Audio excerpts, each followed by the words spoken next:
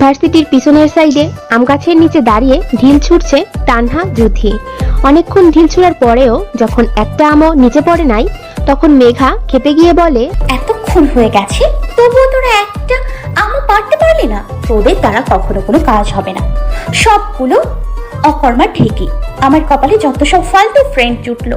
জুথি বলে ওঠে, আই মেঘা, তুই কিন্তু এখন বেশি বলতেছস। আচ্ছা যা মানলাম আমরা পারি না, কিন্তু তুই তো পারোস। তাহলে একটা আম পেড়ে দেখা, কি বলিস তানহা? তানহার দিকে তাকিয়ে শয়তানি মার্কা হাসি দিয়ে কথাটি বলল জুথি। আরে জুথি, তুই কাকে কি বলতেছস? যে ঢিল ঠিক মতো মারতে পারে না তার দ্বারা আম পারা ইম্পসিবল। আমরাই পারলাম না যেখানে সেখানে মেঘা হাও। ওই বুদ্ধি হারামি শয়তান বিলাই তোদেরকে বলেছে আমি পারি না? এই মেঘা পারে না এমন কোনো কাজ নেই, বুঝলি? তুই যে এখন চাপা মারবি তা আমাদের জানা আছে। এত ঢং না করে বললেই তো পারিস যে তুইও একটা অকর্মার ঢেকি। জুথির কথায় মেঘার প্রচুর রাগ ওঠে। জুথির দিকে তাকিয়ে মেঘা বলে, শেওড়া গাছের পেতনি শাকচুনি কুর্তি, আমি অকর্মা ঠিকই, আমি চাপা মারি। দেখ এবার আমি কি কি করতে পারি। মেঘা গায়ের ওড়না কোমরে শক্ত করে বেঁধে আম গাছে উঠতে থাকে। মেঘাকে এইভাবে গাছে উঠতে দেখে তানহা আর জুথি দুজনে হা হয়ে মেঘার দিকে তাকিয়ে থাকে। মেঘা জুথি আর তানহার দিকে তাকিয়ে বলে, ওই তোর এভাবে হা করে তাকিয়ে আছিস কেন? মুখে পোকা ঢুকে যাবে দেখিস। আর কি যেন বললি? আমি নাকি চাপা মারি? জাস্ট একটু ওয়েট কর, আমি আমগুলো পেরে তোদের সামনে এসে আমার কথার জবাব দিচ্ছি। ওকে মাই ডিয়ার বেস্ট। যে মেয়েটি আম গাছে আম পাড়তেছে সে হচ্ছে অনিমা ইসলাম মেঘা। তার বাবা বেঁচে নেই। বাবার নাম রুহুল আমিন, মা পারভিনা বেগম। বাবা মায়ের একমাত্র মেয়ে হচ্ছে মেঘা। মেঘা একটু দুষ্টু আর বদরাকি টাইপের মেয়ে। জুথি আর তানহা হচ্ছে মেঘার বেস্টু। মেঘার বাড়ির পাশেই ওদের বাসা। ওরা তিন বন্ধু, একজন আরেকজনের প্রাণ। অনেক পরিচয় দেয়া হলো, এখন গল্প করা যাক। মেঘা কতগুলো আম পেড়ে তানহা ও জুথির দিকে ছুঁড়ে মারে। তানহা আর জুথি সেগুলো পুড়াতে থাকে। এদিকে মেহের ভার্সিটির উদ্দেশ্যে হাঁটতেছে। মেঘার ছুঁড়ে মারা আম একটি মেহের মাথায় গিয়ে লাগে। মেহের ব্যথায় চিৎকার করে বলে ওঠে, আহ! মেহের মাথায় হাত দিয়ে এদিক ওদিক তাকাতে থাকে। বাম দিকে তাকাতেই দেখে দুইটা মেয়ে আম গাছের নিচে দাঁড়িয়ে আম কুড়াইতেছে। এদিকে তানহা আর জুথি চিৎকারের আওয়াজ শুনে পিছনে তাকিয়ে দেখে একটা ছেলে। ব্যাপারটা বুঝে তানহা আর জুথি প্রচুর ভয় পেয়ে যায়। তানহা তড়িঘড়ি করে বলে ওঠে, মেঘা বাঁচতে চাইলে পালা, একটা ছেলে আমাদের দেখে ফেলেছে, আমরা গেলাম। এই বলে জুথি আর তানহা দৌড়ে পালিয়ে যায়। মেহের তাদের পালিয়ে যেতে দেখে ওদের পিছন নেয়। আম গাছের নিচে আসতে একটি মেয়ের কথা শুনে দাঁড়িয়ে যায়। এই সময় মেঘা বলতেছিল, আরে তো ভয় পাইতেছস কেন? একটা ছেলে দেখছো তো কি হয়েছে? তোদের তো জানা আছে মেঘা কি। যদি একটু তেড়েবেড়ে করে ছেলেটা তাহলে মেঘা তার খেলা দেখাবে। চিন্তা করিস না, একদম মেরে এক সপ্তাহের জন্য হসপিটালে শিফট করে আসবো। এখন তো বকর বকর না করে আমাকে আম পাড়তে দে। মেঘার কথা শুনে মেহের রাগে ফুসফুস করতে করতে বলে ওঠে, এই মেয়ে, তোমার এত বড় সাহস কে দিয়েছে? তুমি আমাকে বল মেরে হাসপাতালে শিফট করে আসবে এক সপ্তাহের জন্য? সাহস তো কম না তোমার? নিচে আসো, তোমার সাহসের নমুনা আমি দেখতেছি। বেয়াদব মেয়ে কোথাকার। মেঘা প্রথমে একটু ভয় পায়, কিন্তু যখন মেঘাকে বেয়াদব বলা হয় তখন মেঘাও বলে ওঠে, কোন শালা আমাকে ধমকাচ্ছে রে? বজ্জাত অসভ্য বেয়াদব শাকচুনি জামাই পেতনি দুলাভাই কুত্তা বিলাই। উফ, আমাকে বলে আমি নাকি বেয়াদব মেয়ে। তুই জানোস কাকে বেয়াদব মেয়ে বলছিস? আজকে তোকে আমি মেরে হসপিটালে ভর্তি করিয়ে আসবো। ভালো চাস তো সরি বল তাড়াতাড়ি। এই বলে মেহেরের দিকে তাকিয়ে অনেক ভয় পায় মেঘা। মেহেরের চোখ পুরো রেগে লাল হয়ে গেছে। দেখে মনে হচ্ছে কেউ লাল রং তার চোখে ঢেলে দিছে। মেহের বলে ওঠে, এক্ষুনি নিচে নামো, না হলে ভালো হবে না কিন্তু। মেঘা মেহেরের এরকম রেগে কথা বলা দেখে অনেকটাই ভয় পেয়ে যায়। তারপর নিজেকে কন্ট্রোল করে বলে ওঠে, না হলে কি করবেন? আমার কিচ্ছু করতে পারবেন না আপনি। উল্টো নিজেকে বাঁচাতে চাইলে এখান থেকে চলে যান। মেঘার কথা শুনে মেহের রেগে ফায়ার হয়ে গেছে। রেগে কটমট করতে করতে বলে ওঠে, I don't care who are you, but you don't know who I am. So আমি এখন যা বলছি তাই করো, ওকে? কুইকলি নিচে নেমে এসো। আপনি যা বলবেন আমি তাই করব কেন? আপনি আমার বাবা, ভাই, আঙ্কেল, চাচু, খালু, মামু, বিএফ নাকি রুটি? কোনটা লাগেন যে আপনার কথা শুনবো? আমার বইয়ে গেছে আপনার কথা শুনতে। মেহের বলে ওঠে, বুঝছি, সোজা আঙুলে ঘি উঠবে না, আঙুলটা আমায় বেঁকাতেই হবে। হইছে, আপনি আঙুল সোজা করেন আর ব্যাকা করেন, আমার কিচ্ছুটি করতে পারবেন না।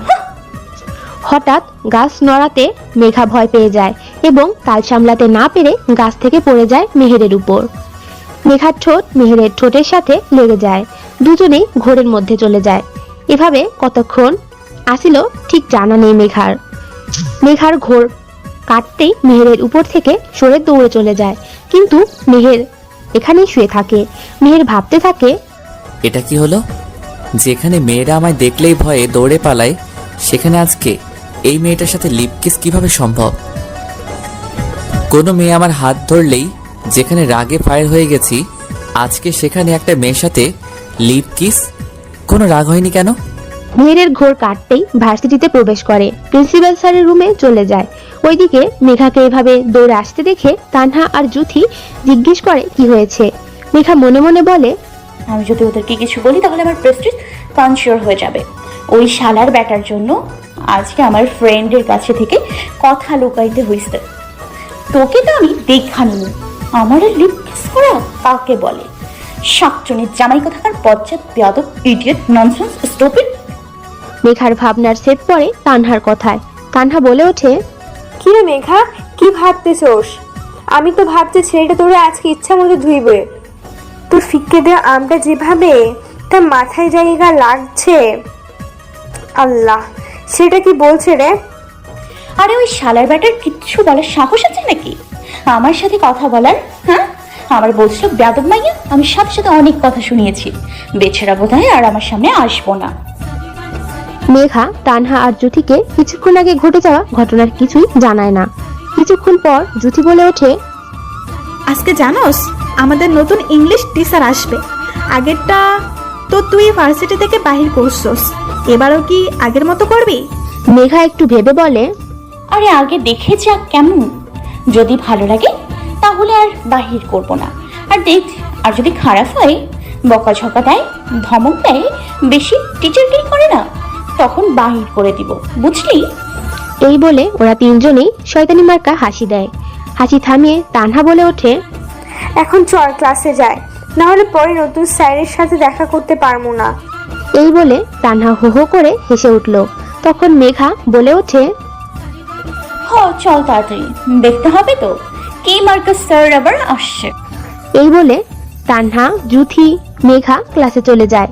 অন্যদিকে মেহের প্রিন্সিপাল স্যারের রুমে এসে বলে, আসসালামু আলাইকুম স্যার, কেমন আছেন? ওয়ালাইকুম আসসালাম। আলহামদুলিল্লাহ, আমি ভালো আছি। তুমি কি ইশতিয়াক হোসেন মেহের? স্যার, আমি ইশতিয়াক হোসেন মেহের। এখানে নতুন ইংলিশ টিচার হিসেবে আমি জয়েন করেছি। ও হ্যাঁ, মনে পড়ছে, তুমি মেহের। আমি তোমার সকল কাগজপত্র দেখেছি, তুমি অনেক মেধাবী স্টুডেন্ট। আমি তোমাকে আগেই কিছু কথা বলে রাখি, ভার্সিটির মধ্যে কিছু ফাজিল পোলাপান আছে যারা তোমাকে খুব জ্বালাতন করবে। তুমি তাদের বুঝিয়ে পড়াশোনা করাবে, কেমন? মেহের একটা মুচকি হাসি দিয়ে বলে, স্যার, আপনি চিন্তা করবেন না, আমি তাদের বুঝিয়ে পড়াশোনা করাবো। আপনি আমার উপরে বিশ্বাস রাখুন। আমার তোমার প্রতি অনেক বিশ্বাস আছে, তাই তোমাকে একটা চাকরি দিচ্ছি, জানি তুমি আমার কথা রাখবে। আচ্ছা, ক্লাসে চলো, তোমাকে স্টুডেন্টের সাথে পরিচয় করে দিয়ে আসি। হ্যাঁ স্যার, চলুন। এই বললেন মেহের আর প্রিন্সিপাল স্যার ভার্সিটির ফার্স্ট ইয়ার ক্লাসের উদ্দেশ্যে হাঁটা দেয়। ক্লাসের ভিতর প্রিন্সিপাল স্যারকে ঢুকতে দেখেই সকল স্টুডেন্ট দাঁড়িয়ে সালাম জানায়। স্যার সালামের উত্তর নেয়, তারপর সবার উদ্দেশ্যে বলেন যে, উনি মিস্টার ইশতিয়াক হোসেন মেহের, তোমাদের নতুন ইংলিশ টিচার। প্রিন্সিপাল স্যার আরো কিছু কথা বলে ক্লাস থেকে চলে যান। প্রিন্সিপাল স্যার ক্লাস থেকে চলে যেতেই মেহের স্টুডেন্টের উদ্দেশ্যে বলে ওঠে, তোমরা এতক্ষণে বুঝে গেছো যে আমি তোমাদের নতুন ইংলিশ টিচার, আর আমার পরিচয় তো প্রিন্সিপাল স্যারই দিয়েছেন। এখন তোমাদের পরিচয়টা আমি জানবো। আজকে কোনো ক্লাস হবে না, আমরা একে অপরের সাথে পরিচিত হব। কাল থেকে ক্লাস স্টার্ট করব। মেহেরের কথায় সকল স্টুডেন্ট ওকে স্যার বলে। সবাই এক এক করে তাদের পরিচয় দেয়। মেহের হঠাৎ খেয়াল করে লাস্টে বসে থাকা একটা মেয়ের ওপর। তখন মেহের মনে মনে ভাবতে থাকে, এটা ওই মেয়ে না যার সাথে আমার লিপ কিস হয়েছিল? ও, তার মানে আমার স্টুডেন্ট। এবার বোঝাবো তোমারে মিস, কত ধানে কত চাল। এই বলে মেহের মুখটা বাঁকিয়ে একটা ডেভিল মার্কা হাসি দেয়। তারপর মেহের মেঘার সামনে গিয়ে বলে ওঠে, এই যে মিস, কি করছেন? আপনার নাম কি? হঠাৎ কেউ এভাবে জিজ্ঞেস করায় মেঘা পিছনে তাকায়। পিছনে তাকিয়ে দেখে ওই ছেলেটা। মেঘা প্রচুর ভয় পেয়ে যায়। মনে মনে ভাবতে থাকে, এই ছেলেটা এখানে কি করছে? তার মানে কি উনি আমাদের নতুন ইংলিশ ক্লাস টিচার? এখন যদি উনি কিছু বলে তাহলে তো আবার পুরো প্রেস্টিজ পাংচার হয়ে যাবে। আল্লাহ, তুমি আমায় রহম করো। মেঘার ভাবনার ছেদ পড়লো জুথির কথায়। জুথি বলে ওঠে, ওই মেঘা, এটা না ওই ছেলেটা যার মাথায় তোর মারা আম লাগে। আরে ওরে, ওই ছেলেটাই আমাদের নতুন ইংলিশ টিচার। স্যার যদি এখন ওই ব্যাপারে পানিশমেন্ট দেয় তখন কি করবে? তুই আসলেই একটু বেশি করস। আমি কি জানতাম উনি আমাদের নতুন ক্লাস টিচার? জানলে কি আর এসব করতাম? হঠাৎ কারো ধমকে তানহা, মেঘা, জুথি সহ ক্লাসের সবাই চুপ হয়ে যায়। মেঘা তাকিয়ে দেখেন মেহের স্যার ধমকটি দিয়েছেন। মেহের বলে ওঠে, এই মেয়ে, আমি একটু আগে তোকে জিজ্ঞেস করলাম না তোর নাম কি? কি এত ভাবছিস? আমার কথা কি কানে যায় না? বেয়াদ্দপ মেয়ে কোথাকার। বাবা মা কি শিক্ষা দেয় নাই তোকে যে স্যার কিছু জিজ্ঞেস করলে তার উত্তর দিতে হয়? মেহেরের অপমান সহ্য করতে না পেরে মেঘা মাথা নিচু করে কাঁদতে থাকে। যখন মেহের মেঘার বাবা মায়ের কথা তুলে, মেঘা তখন সহ্য করতে না পেরে ক্লাস থেকে কাঁদতে কাঁদতে দৌড়ে চলে যায়। মেঘের চলে যাওয়া দেখে মনে মনে বলতে থাকে, ইস, আমি কি বেশি কথা বলে ফেলেছি নাকি? মেয়েটা একটু বেশি কষ্ট পেয়েছে। আমি ক্লাস শেষ করে সরি বলবো নে। এই বলে মেহের বাকি সবার পরিচয় জেনে ক্লাস থেকে বের হয়ে যায়। এভাবে সকল ক্লাস শেষ করে। মেহের মেঘাকে খুঁজতে থাকে সরি বলার জন্য। অন্যদিকে মেঘা ক্লাস থেকে বের হওয়ার পর ভার্সিটির পিছনে আম গাছের নিচে বসে অনেকক্ষণ কান্না করে। তারপর মেঘা নিজেই নিজেকে বলে, আরে আমি কেন কান্না করতেছি? শালার বেটা, তোর জন্য আজকে আমাকে কাঁদতে হইছে।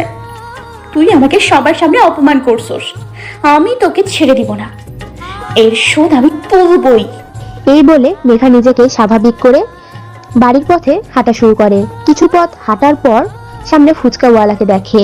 মেঘা আগে ঘটে যাওয়া সবকিছু ভুলে গিয়ে ফুচকাওয়ালাকে বলে, মামা, আমাকে এক প্লেট ফুচকা দেন, অনেক ঝাল দেবেন কিন্তু। ফুচকাওয়ালা বলে ওঠে, আচ্ছা আপা মনি দিতাছি, একটু ওয়েট করেন, আগে ওনাদেরকে দিয়া লই।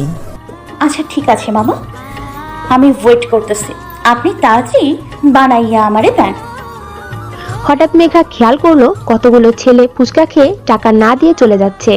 এতে মেঘা জিজ্ঞেস করলো, এই যে ভাইয়ারা, ফুচকার টাকা না দিয়ে চলে যাচ্ছেন কেন? ফুচকার টাকা দিয়ে যান। তখন ফুচকাওয়ালা বলে ওঠে, আরে আপা মনি, আমার টাকা লাগবো না, আমি ওদের এমনিতেই খাওয়াই। মামা, এমনিতেই খাওয়ান মানে কি? এটা কি মামা বাড়ির আবদার পাইছেন নাকি যে দিতে বললেই আপনি দিয়ে দিলেন? তখন একটি ছেলে বলে ওঠে, এই মেয়ে, তুই একটু বেশি করতেছস। তুই জানোস আমরা কারা? আমাদের সাথে পাঙ্গা নিতে আসিস না। আমরা রিফাত ভাইয়ের লোক। আমাদের কথা শুনলে যেখানে বড় বড় লোকেরা তাদের চেয়ার ছেড়ে দেয়, সেখানে তুই সামান্য ফুচকাওয়ালা হয়ে আমাদের থেকে টাকা নিবে? এই বলে সবাই হো হো করে হেসে ওঠে। ওদের হাসি দেখে মেঘার প্রচুর রাগ উঠে যায়। মেঘা রেগে বলে, তোরা রিফাত টিফাত যারই লোক হোস না কেন, আমার তাতে কোনো মাথা ব্যথা নেই। আমি তোদের বলেছি মামার ফুচকার টাকা দিয়ে যেতে, তার মানে দিয়ে যাবি।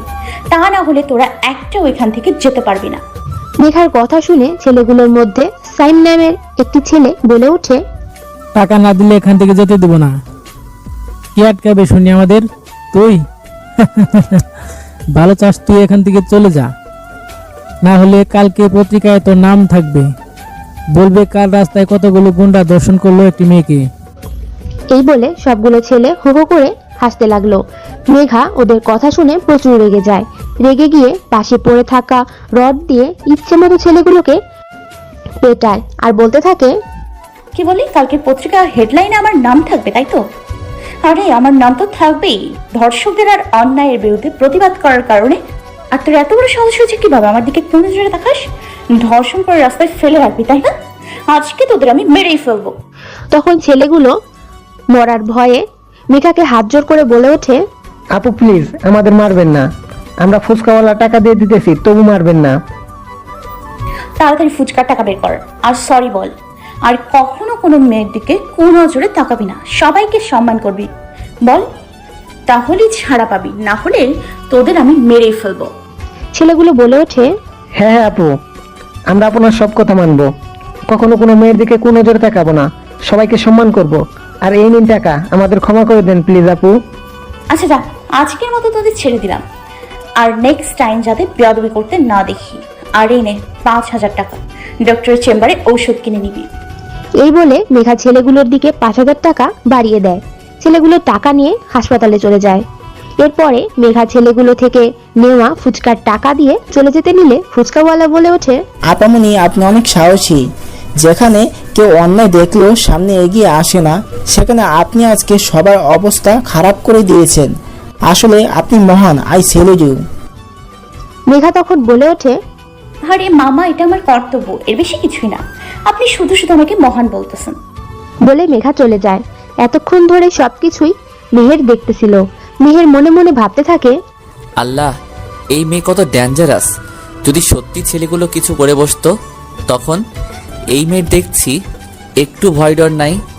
কিছুক্ষণ দাঁড়িয়ে থেকে মেহের একটা রিক্সা নিয়ে বাসায় চলে যায়।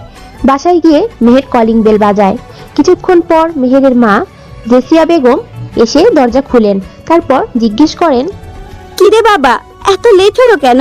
তুই না বললি 12টা বাজে ভার্সিটি থেকে আসবি, এখন তো 1:30 বাজে। মেহের মনে মনে বলে, আরে আমি তো আসতামই, রাস্তায় যদি সিনেমা না দেখতাম তাহলে তো তাড়াতাড়ি আসতাম। বাবা, যেই ডেঞ্জারাস মাইয়া। মেহেরের ভাবনার ছেদ পড়ে জেসিয়া বেগমের কথায়। জেসিয়া বেগম বলেন, কিরে বাবা, কি ভাবছিস যে এত? মায়ের কথা শুনে মেহের বলে ওঠে, আমি কি ইচ্ছে করে লেট করছি নাকি? রাস্তায় একটা মাইয়া কতগুলো পোলারে পিটাইতেছিল, তাই দেখতেছিলাম। জানো কি ডেঞ্জারাস মাইয়া বাবা। ছেলের কথা শুনে জেসিয়া বেগম বলে ওঠে, কোষ কি, মায়াডার সাহস আছে বলতে হবে। ইস, মায়াডারে যদি একবার দেখতে পাইতাম, স্যালুট করতাম। মায়ের এমন কথা শুনে মেহের বলে ওঠে, কি মা, তুমি কি আমাকে ভেতরে ঢুকতে দিবে না? কতক্ষণ ধরে বাহিরে দাঁড়িয়ে থাকবো? আমার খুব ক্ষুধা পাইছে। আম্মু, তুমি আমাকে খাবার দাও। আরে আমি তো ভুলেই গেছি তোকে ভিতরে আসতে। আচ্ছা যা, তুই ফ্রেশ হয়ে আয়, আমি তোর জন্য খাবার বাচ্ছি। ওকে মম, আমি তাহলে ফ্রেশ হতে গেলাম। এই বলে মেহের রুমে চলে যায়। রুমে গিয়ে কাভার থেকে জামা কাপড় নিয়ে বাথরুমে চলে যায়। অন্যদিকে মেঘা বাসায় এসে মেঘার মা পারভিনা বেগমকে খুঁজতেছে। এই রুম থেকে ওই রুমে খুঁজছে, তবুও পায় নাই বলে বিরক্ত হয়ে বলল, এই আম্মুটা আবার গেল কই? আজকে তো আম্মুর কোথাও যাওয়ার কথা না। গেল তো আমায় বলেই যেত, তাহলে কোথায় আম্মু তুমি? হঠাৎ রান্নাঘর থেকে কিছু আওয়াজ শুনতে পেয়ে মেঘা রান্নাঘরে যায়। রান্নাঘরে গিয়ে দেখে পারভিনা বেগম রান্না করতেছে। মেঘা পিছন থেকে পারভিনা বেগমকে জড়িয়ে ধরে বলে, আম্মু, আমার খুব ক্ষুধা লাগছে, তুমি আমারে খাবার খেতে দাও প্লিজ, তাড়াতাড়ি। তখন পারভিনা বেগম বলে ওঠে, আমাকে ছাড় বলছি, আজকেও এত লেট করে আসছস? আজকে আবার কার কি ক্ষতি করে আসছস যে এত লেট হয়েছে? আজকে তোর খাবার নাই, আজকে তোর কোনো খাবার নাই। আমার কথা শুনিস না তো, এটাই তোর শাস্তি। মায়ের এমন কথা শুনে মেঘা কাঁদো কাঁদো গলায় বলে, আম্মু, তুমি এটা কি বললা? আমি আবার কার ক্ষতি করি? তুমি এটা বলতে পারলা? তোমার মেয়ের মতো ভদ্র আর একটা মেয়েও কি এই পৃথিবীতে আছে? তুমি জানো না আমি কতটা লক্ষ্মী। মেয়ের এমন কথা শুনে পারভিনা বেগম বলেন, তুই যদি লক্ষ্মী হতি তাহলে আমার আর একটুও চিন্তা করতে হতো না। কত বলি, একটু ভালো হ, দুষ্টমি ফাজলামি একটু বন্ধ কর। আমার কথা তো একটুও শুনিস না। তুই তো জানোস, তুই ছাড়া এই পৃথিবীতে আমার আর কেউ নেই। তোর যদি কিছু হয়ে যায় আমি কিভাবে থাকবো বল? তাই তো এমনভাবে কথা বলি তোর সাথে। মায়ের এমন কথা শুনে মেঘা পারভিনা বেগমকে শক্ত করে জড়িয়ে ধরে বলে, আম্মু, তুমি এত চিন্তা করো কেন? তুমি জানো না তোমার মেয়ের সাথে কেউ পাঙ্গা নিয়ে পারে না। তোমাকে এত চিন্তা করতে হবে না, তোমার মেয়ের কোনো ক্ষতি কেউ করতে পারবে না। তুমি নিশ্চিন্তে থাকো, ওকে মাই ডিয়ার আম্মু। এই বলে মেঘা তার আম্মুর গালে একটি কিস করে। তখন পারভিনা বেগম বলেন, হয়েছে, আর ঢং করতে হবে না, এখন যা ফ্রেশ হতে, আমি তোর জন্য খাবার বাড়তেছি। ওকে মাই ডিয়ার মম, আমি গেলাম ফ্রেশ হতে। মেঘা ড্রেস বের করে টাওয়েল নিয়ে ওয়াশরুমে চলে যায়। ফ্রেশ হয়ে চুলের পানি মুছে রুম থেকে বের হয় মেঘা। ড্রয়িং রুমে এসে মেঘা বলে, আম্মু তুমি কই? তাড়াতাড়ি খাবার দাও, আমার প্রচুর ক্ষুধা পাইছে। পারভিনা বেগম নিজের রুম থেকে এসে বলেন, দাঁড়া, আমি খাবার বেড়ে তোরে খাওয়াই দিতেছি। আম্মু আম্মু তুমি তাড়াতাড়ি খাওয়াইয়া দাও, আমার অনেক খিদা পাইছে। আরে বাবা, এমন কেউ করে? এনে হাকর। এইভাবে পুরো খাবার শেষ করে মেঘা নিজের রুমে গিয়ে খাটের উপর শুয়ে পড়ে। অন্যদিকে মেহের দুপুরের খাবার খেয়ে নিজের রুমে যায়। রুমে গিয়ে খাটের উপর শুয়ে ঘুমানোর চেষ্টা করে, কিন্তু মেহেরের কিছুতেই ঘুম আসে না। চোখ বন্ধ করতেই মেঘার সাথে কিস করার মুহূর্তটা ভেসে ওঠে। যতবার চোখ বন্ধ করে ততবারই মেঘার চেহারা ভেসে ওঠে। তাই না ঘুমিয়ে মেহের ভাবতে থাকে, এইসব কি হচ্ছে আমার সাথে? যখনই ঘুমানোর একটু চেষ্টা করি তখনই ওই মেয়েটার চেহারা আমার সামনে ভেসে ওঠে কেন? বারবার মনে পড়ছে ওর সাথে কিস করার মুহূর্তটা। এভাবে মেঘাকে নিয়ে ভাবতে ভাবতে মেহের একসময় ঘুমিয়ে পড়ে। ঘুম থেকে উঠে ফ্রেশ হয়ে মেহের বাহিরে যায়। অন্যদিকে মেঘা ঘুম থেকে উঠে তানহা আর জুথির চিৎকারে। তানহা আর জুথি চিৎকার করে বলে ওঠে, মেঘা ওর তাড়াতাড়ি, আজকে আমরা পার্কে ঘুরতে যাব। মেঘা চিৎকারের শব্দ শুনে ভয়ে লাফ দিয়ে ওঠে। মেঘার এভাবে লাফ দিয়ে ওঠা দেখে তানহা আর জুথি হো হো করে হাসতে থাকে। ওদের এভাবে হাসতে দেখে মেঘা একটু গম্ভীর গলায় বলে, ওই কুত্তি, শেওড়া গাছের পেতনি, শাকচুনি, ভূতের বউ, জীবনের শালি, উফ, বান্দর হনুমান, তোদের তো আজকে আমি মেরে ফেলবো। আমার এত সাথের ঘুমের ব্যাঘাত ঘটাইছোস। এই বলে মেঘা তানহা আর জুথির পিছনে তাড়া করে। তানহা আর জুথি বেচারারা ভয় পেয়ে পারভিনা বেগমের পেছনে লুকায়। পারভিনা বেগম এর পিছনে লুকাতে দেখে মেঘা বলে, আম্মু তুমি সরো, শাকচুনি আর পেতনি গুলোরে আমাকে শায়েস্তা করতে দাও, না হলে কিন্তু ভালো হবে না। ওরা আমার স্বাদের ঘুম নষ্ট করেছে, তুমি সরো আম্মু সরো। পারভিনা বেগম বলেন, ওদের তুই কিছু করে দেখ, ওরা কতক্ষণ ধরে তোকে ডাকতেছে, কিন্তু তুই তো উঠতেছিস না, তাই এমন করছে। এখন যা ফ্রেশ হতে। পারভিনা বেগমের ধমকে মেঘা মুখ ফুলিয়ে ফ্রেশ হতে যায়। ওয়াশরুমে ঢুকেই বলতে থাকে, আম্মু আর একটু ঘুমাই না প্লিজ আম্মু। শেওড়া গাছের পেতনি, শাকচুনি, হারামি, কুত্তি, বিলাই, লাল খবিশ, শয়তানের বউ, তোদের তো আমি পরে দেখে নিব। আমার এত স্বাদের ঘুম। মেঘা ওয়াশরুমে ঢুকেছে প্রায় 25 মিনিট হয়ে গেছে। এত সময় হওয়ার পরেও যখন মেঘা বের হচ্ছে না, তখন জুথি তানহাকে বলে, ওই তানহা, মেঘা এখনো বের হইতেছে না কেন? আজকে কি আর যাওয়া হবে না ঘুরতে? আসলেই তো এতক্ষণ হয়ে গেছে, এখনো বের হইতেছে না কেন? নাকি ওয়াশরুমে ঢুকে আবার ঘুমিয়ে পড়েছে? ওই তো আবার যেখানে সেখানে ঘুমিয়ে পড়ে। আমি আমার লাইফে এমন ঘুম পাগলি মেয়ে আর একটাও দেখি নাই। তানহার কথা শুনে জুথি খেপে গিয়ে বলে ওঠে, ওই যদি সত্যি ওয়াশরুমে ঘুমিয়ে পড়ে, তাহলে আমার চেয়ে খারাপ আর কেউ হবে না। এত কষ্ট করে ঘুম থেকে উঠালাম, আবার যদি ঘুমাই তাহলে কেমনটা লাগে বল তুই? অসহ্যকর। আচ্ছা চল ওয়াশরুমের দরজা নক করে দেখি। চল। এই বলে জুথি আর তানহা মেঘা রুমে ঢুকে ওয়াশরুমে টোকা দেয়। কোনো সারা শব্দ না পেয়ে জুথি বলে, এই মেঘা, তুই এতক্ষণ ধরে ওয়াশরুমে কি করতেছস? এখনো কি তোর ফ্রেশ হওয়া হয় নাই? জুথির এমন কথা শুনে মেঘা বলে ওঠে, এইমাত্র তো ওয়াশরুমে ঢুকলাম, তোদের জ্বালায় তো ঘুমোতেই পারি না ঠিক মতো, এখন আবার কি ফ্রেশ হতে দিবি না? শাকচুন্নির দল কোথাকার। মেঘার এমন কথা শুনে জুথি অবাক হয়ে বলে ওঠে, কি ওয়াশরুমে ঢুকছস? 30 মিনিট হয়ে গেছে আর তুই বলতেছস মাত্র ঢুকছস ওয়াশরুমে? আল্লাহ। জুথির কথা শুনে মেঘা মনে মনে বলতে থাকে, কখন 30 মিনিট হয়ে গেল, আমি তো টেরই পেলাম না। যাই বাবা, তাড়াতাড়ি ফ্রেশ হয়নি, যে খেপে গেছে ওরা। এই বলে মেঘা 5 মিনিট পর ফ্রেশ হয়ে ওয়াশরুম থেকে বের হয়। মেঘাকে ওয়াশরুম থেকে বের হতে দেখে তানহা বলে, আসছেন আমাদের মহারানী। তো মহারানী, আপনার ফ্রেশ হওয়া হয়েছে কি? হইলে বইলেন, তাহলে আমরা যাইতাম। হয়েছে আমার দাসীগণ, জানোই তো তোমরা মহারানীদের একটু বেশি সময় লাগে ফ্রেশ হতে। এই বলে মেঘা একটা শয়তানি মার্কা হাসি দিয়ে জুথি বলে ওঠে, হয়েছে মহারানী, এখন রেডি হয়ে আমাদের উদ্ধার করুন। 10 মিনিট পর রেডি হয়ে পারভিনা বেগমকে বলে মেঘা, জুথি, তানহা বাড়ির বাহিরে আসে। তারপর ওরা তিনজন একটি অটোতে উঠে একটা পার্কে যায়। অটো ভাড়া দিয়ে পার্কের ভেতরে ঢুকে যায় ওরা তিনজন। তারপর পুরো পার্কে ঘুরতে থাকে ওরা। কিছুক্ষণ পর ওরা তিনজন একটা বেঞ্চের উপর বসে। জুথি একটা কাপলদের দেখে বলে, ইস, কবে যে আমি আমার লাইফ পার্টনারের সাথে ঘুরবো, একসাথে বাদাম খাবো, গল্প করব। জুথির কথা শুনে তানহা একটু মুচকি হেসে বলে, আহারে, চিন্তা করিস না, যখন রোহান দেশে আসবে তখন তো ঘুরতে পারবি। রে, কবে যে এই রেহানটা আসবে দেশে, ভালো লাগে না কিছু। আরে কান্না করিস না, আসবে তো। ওদের এইসব কথা শুনে মেঘা বলে, তোদের তো তাও আছে, ঘুমোতে পারিস না তো প্রবলেম নেই, কথা তো বলতে পারোস। আমি মেঘা আর বলে না, চুপ করে থাকে। মেঘার চুপ করে থাকা দেখে তানহা বলে ওঠে, আচ্ছা মেঘা, তুই এখনো কি সেই ছেলেটার জন্য পড়ে থাকবি? নতুন কারোর সাথে জড়াবি না? তানহার কথা শুনে মেঘা মুচকি হেসে বলে, তোরা তো জানোসই যে আমি সেই ক্লাস 6 থেকে হোসেনকে ভালোবাসি। ও তখন এসএসসি পরীক্ষার্থী ছিল। আমি বারবার বলার চেষ্টা করেছি যে আমি ওকে ভালোবাসি, কিন্তু কিছুতেই বলতে পারি না। আমি হোসেনকে ছাড়া আর কাউকে ভালোবাসতে পারবো না রে। তানহার মেঘার মুখের দিকে তাকিয়ে দেখে মেঘা মন খারাপ করে ফেলছে।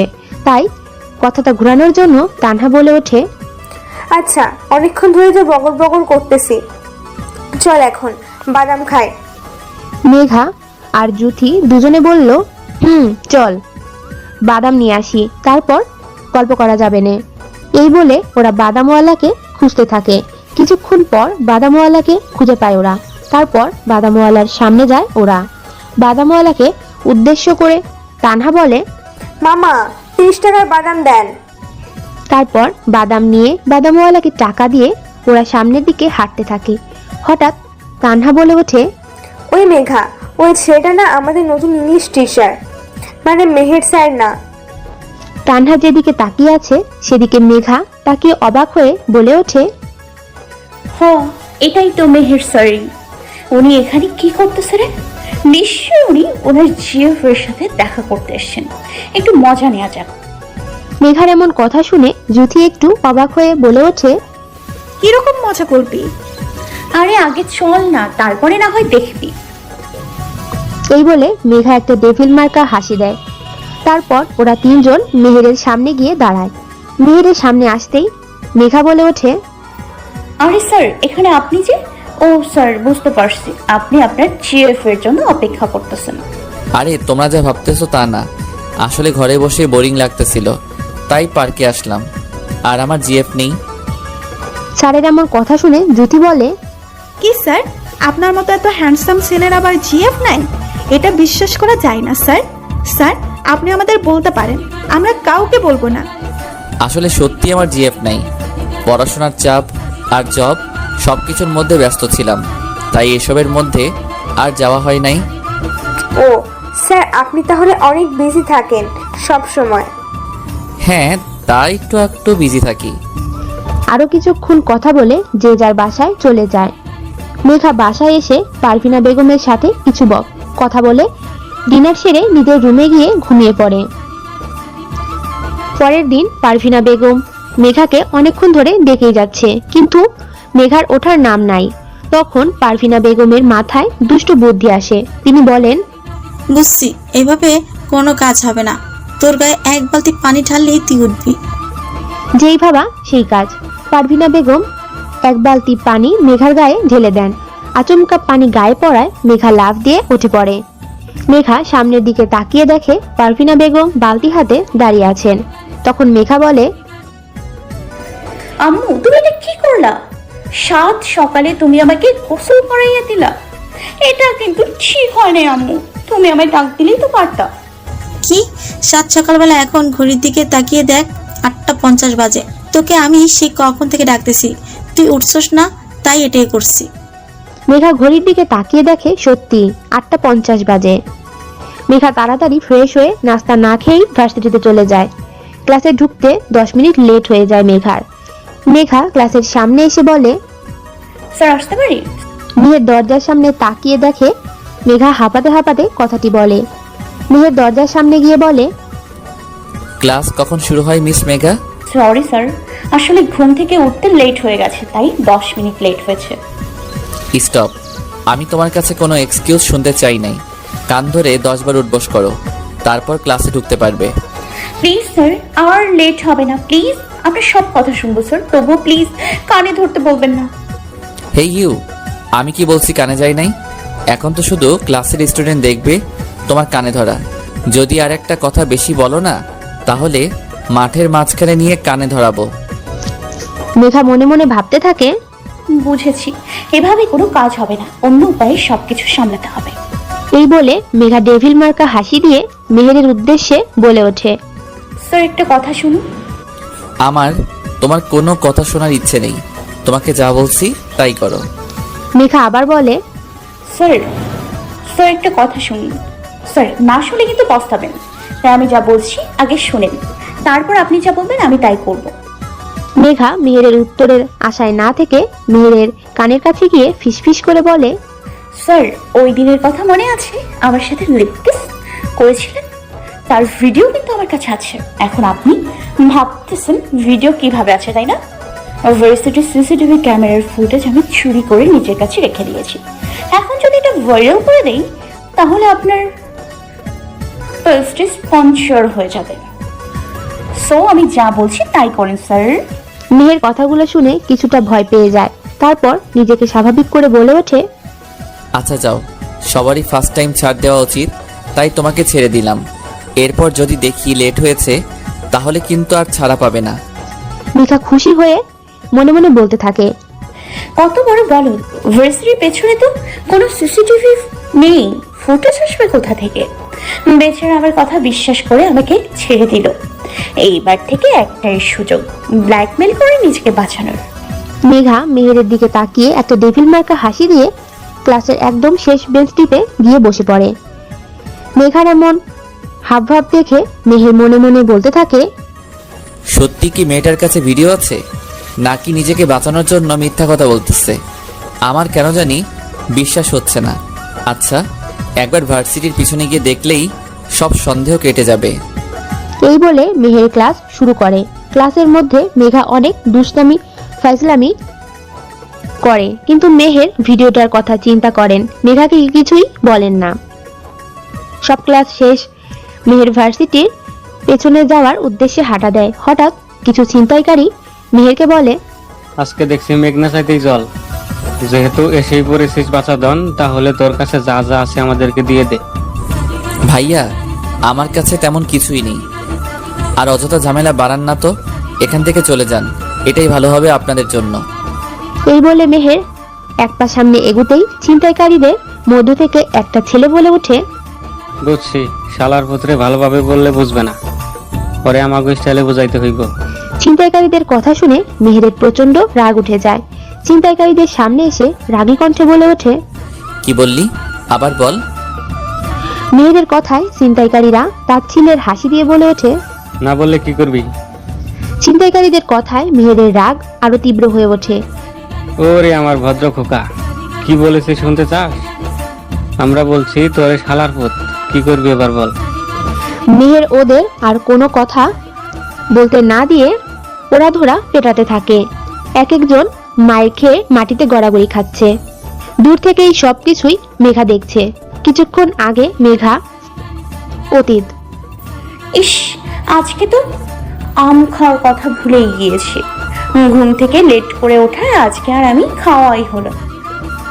এই বলে মেঘা ভার্সিটির পিছনে আসতে থাকে। হঠাৎ চিল্লাচিল্লির শব্দে মেঘা সামনে তাকিয়ে ভয় পেয়ে যায়।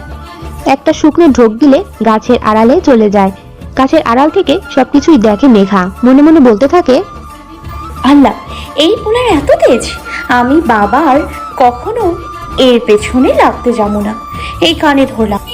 ওইদিকে ছিনতাইকারীদের অবস্থা খারাপ দেখে মেহের নিজেই বলে উঠল, এখান থেকে তাড়াতাড়ি ভাগ, আমার সামনে থাকলে আমি নিজের রাগ কন্ট্রোল করতে পারবো না।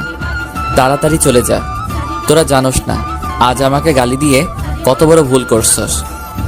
মেহেরের কথায় ছিনতাইকারীগুলো ভয় পেয়ে সরি সরি বলে দৌড়ে পালিয়ে যায়।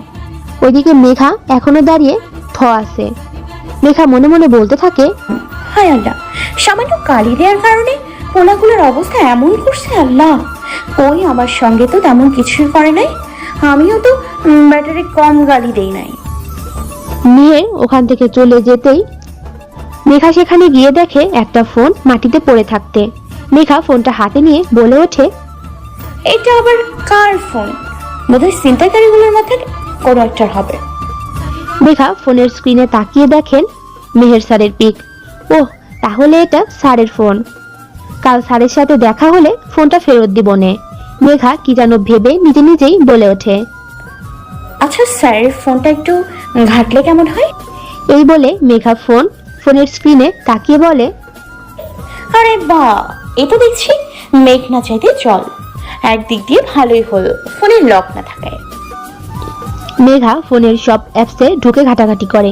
লাস্টে কি যেন মনে করে গ্যালারিতে ঢুকে মেঘা মেহেরের প্রত্যেকটা ছবি দেখে বারবার কাশ খাচ্ছে।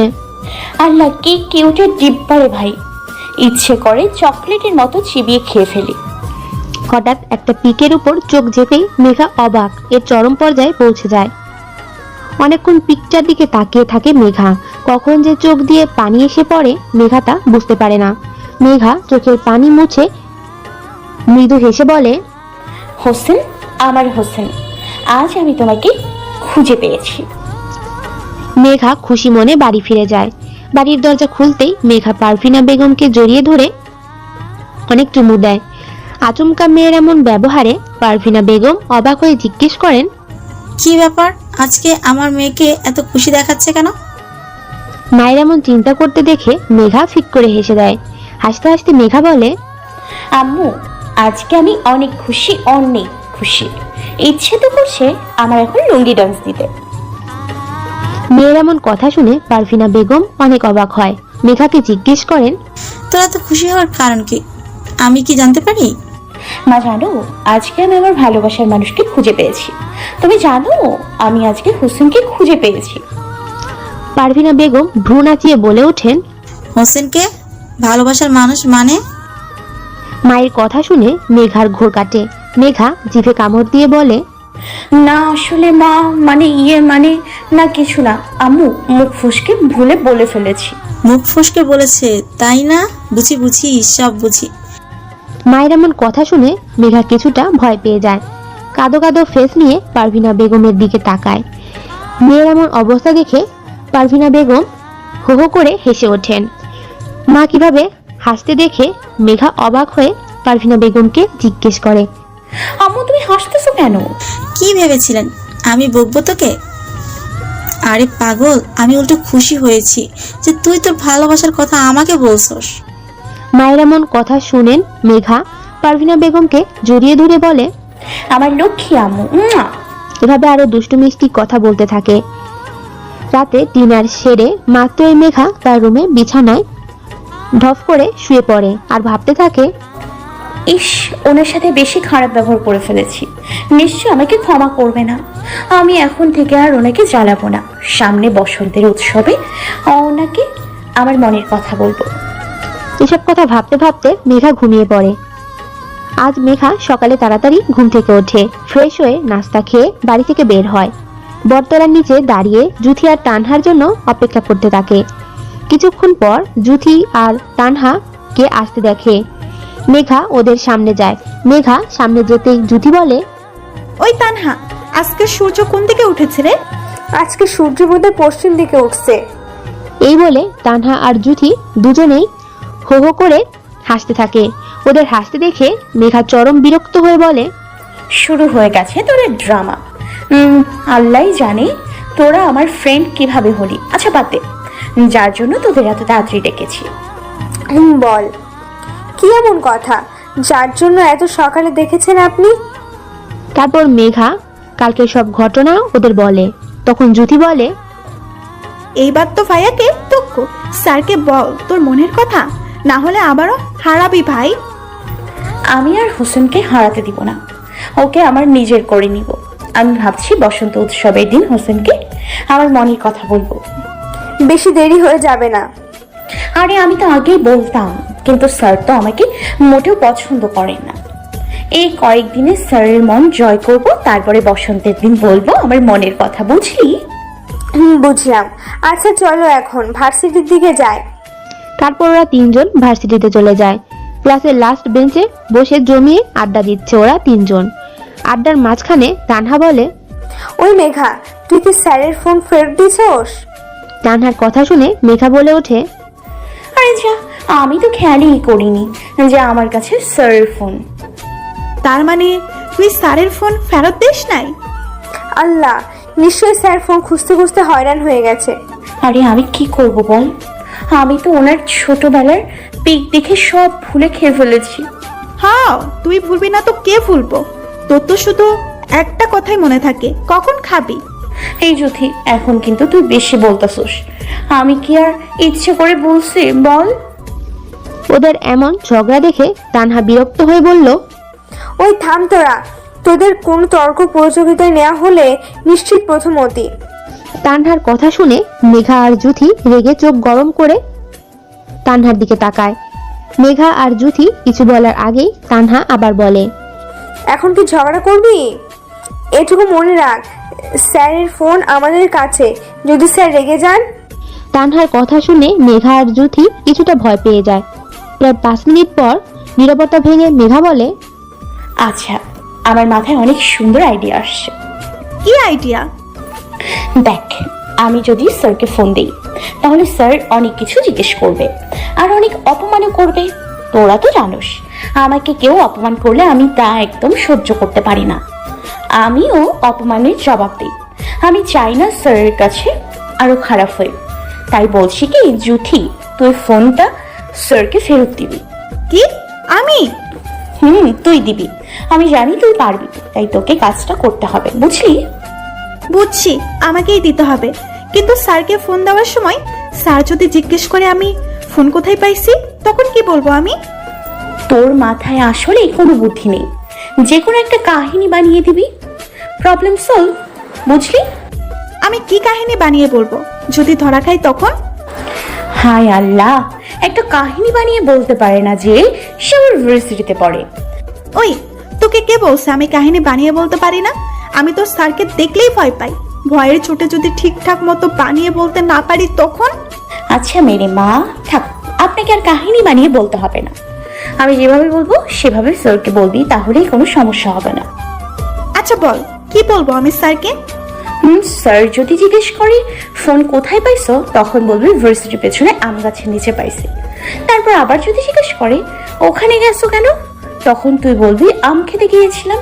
এবার বুঝছস কি কাহিনী বলবি? বুঝেছি। ওরা তিনজন এইভাবে আড্ডা দিতে থাকে। কিছুক্ষণ পর ক্লাস শুরু হয়।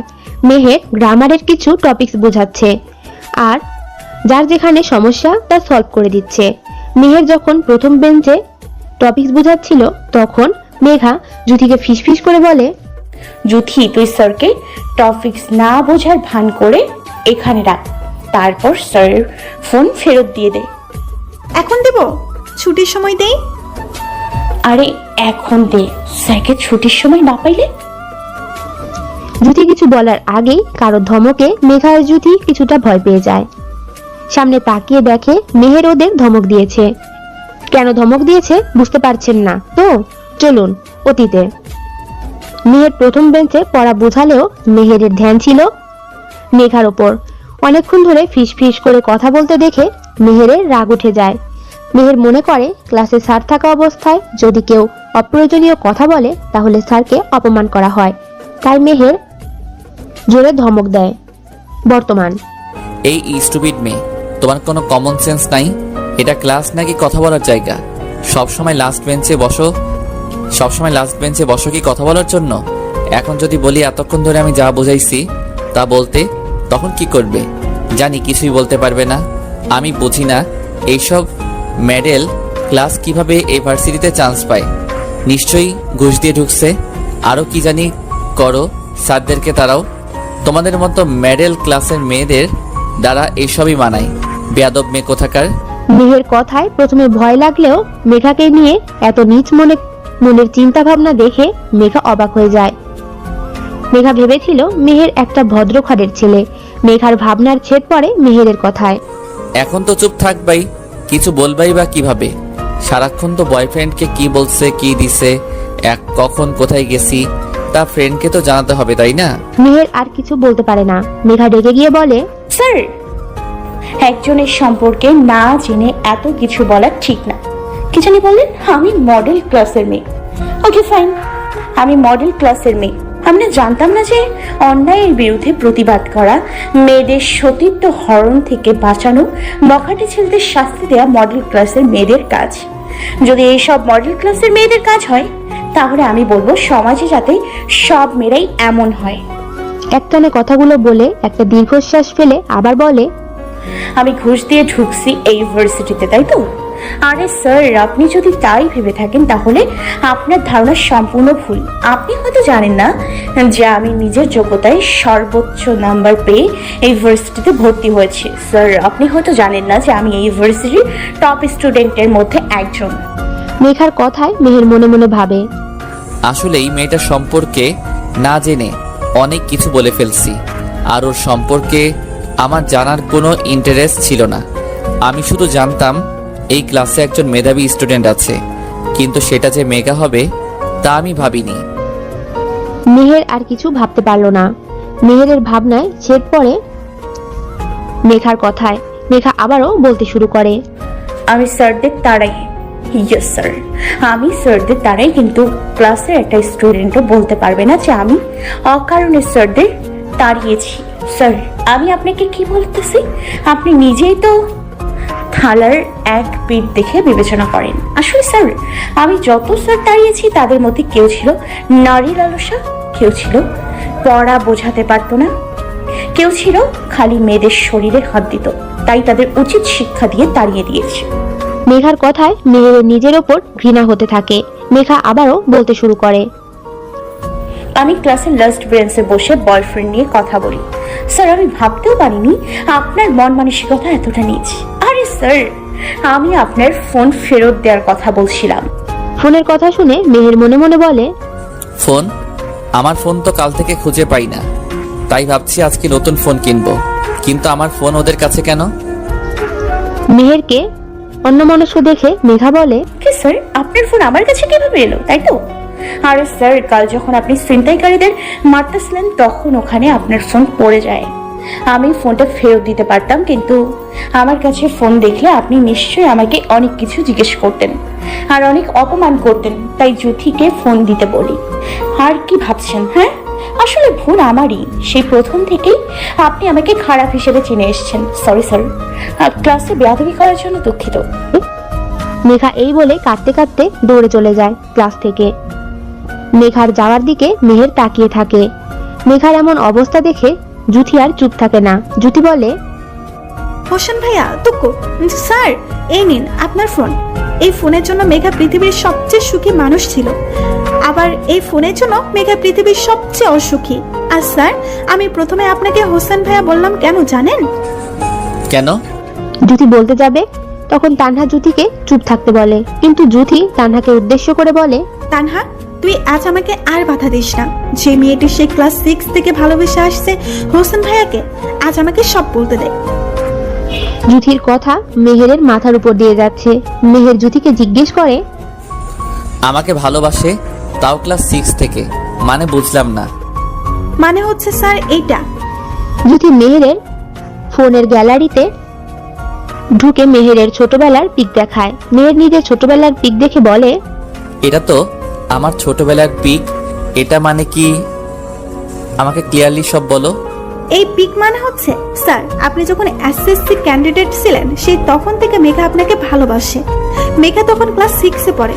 অতীত, আমি মেঘা আর তানহা ছিলাম সেই ছোট্টবেলার ফ্রেন্ড। আমরা তখন 6-এ পড়ি, কিন্তু আমাদের চিন্তা ভাবনা ছিল 10ম শ্রেণীর ছাত্রীদের মতো। ক্লাসের সবচেয়ে ফাজিল পোলাপান ছিলাম আমরা। পড়াশোনায় তেমন ভালো ছিলাম না, এই কোনো মতে পাশ করতে পারলেই চলে। একদিন আমরা 3 জন স্কুল শেষে হাঁটতেছি আর গল্প করতেছি। গল্পটা এমন যে, আচ্ছা তানহা, প্রেম করে কি মজা পাওয়া যায় রে? প্রেম করলে নিজের টাকা ভাঙতে হয় না, বয়ফ্রেন্ডের টাকায় বিন্দাস চড়া যায়। আচ্ছা বেচারাকে টাকা দিয়ে আমরা চললে ওরা চলবো কেমনে? রাস্তায় থালা হাতে নিয়ে নাকি? হরে, আমাদের বয়ফ্রেন্ড যে হবে তাকে তো 2 দিনে রাস্তায় থালা নিয়ে বসতে হবে। আহারে বেচারা, আমার তো এখন জানুটা লাইগা দরদ লাগতেছে। কেন রে, বয়ফ্রেন্ডের জন্য কষ্ট লাগে নাকি? আরে কষ্ট তো আমারও লাগতেছে, যখন আমাদের কাছে থালা নিয়ে টাকা চাইবো তখন। এই বলে আমরা 3 জন হো হো করে হেসে উঠলাম। হঠাৎ মেঘা একটা ছেলে দেখে এক মনে তাকিয়ে থাকে। অনেকক্ষণ ধরে কথা বলছি, কিভাবে মেঘা কিছু বলছে না দেখে মেঘার দিকে তাকিয়ে দেখি ও আপনাকে দেখছে। আমি একটু গলা খাকারি দিয়ে বললাম, তো মিস, এক মনে কি দেখছেন যে আমরা এত কিছু জিজ্ঞেস করছি তার দিকে আপনার কোনো হেলদোল নাই?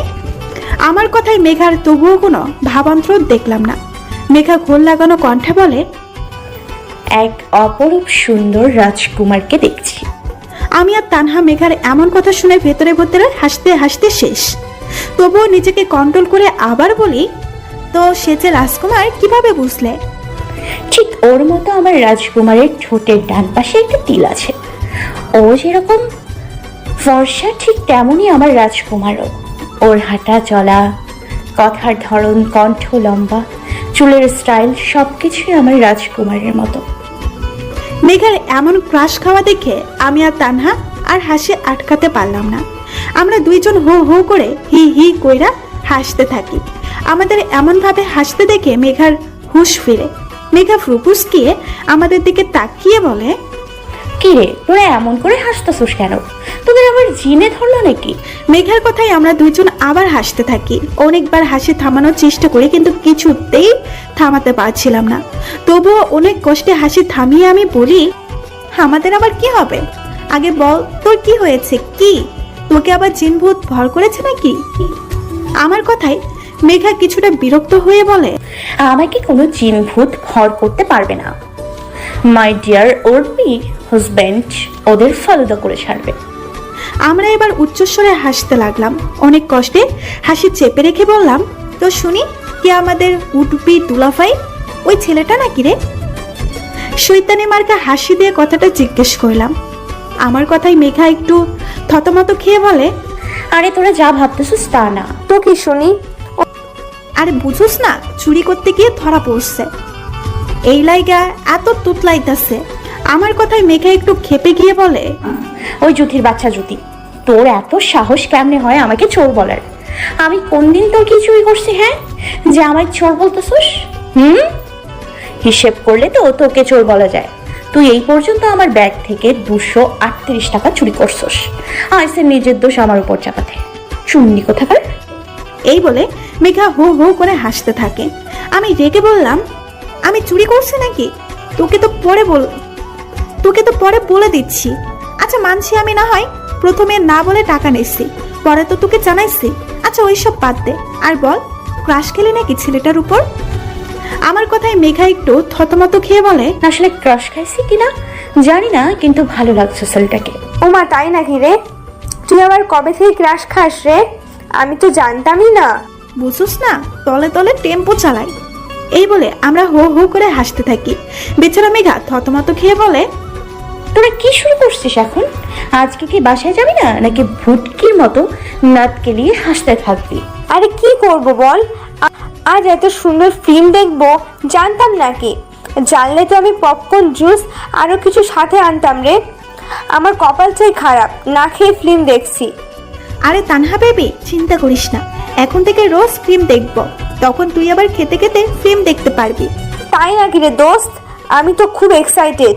ওফ, কখন আবার যে ফিল্ম দেখার সুযোগ পাবো, আমার তো আর সহ্য হচ্ছে না রে। আরে তানহা বেবি, কুল কুল, তুই তাড়াতাড়ি আসতে পারিস সিন। আমি আর কিছু বলতে পারি নাই, তার আগেই মেঘা বলে, ওই শাকচুনি, মেকআপের দোকান তোরা থাক, তোদের সিন নিয়ে আমি গেলাম। সত্যি যখন মেঘা চলে যাচ্ছিল তখন আমরাও ওই দিন বাসায় চলে যাই। এইভাবেই কেটে যায় কয়েকটা দিন। এই কয়েকদিন মেঘা ক্লাস শেষ করে তাড়াতাড়ি দৌড় দিত স্কুলের পেছনের রাস্তায়, যাতে একবার হলেও দেখতে পারে তোমাকে।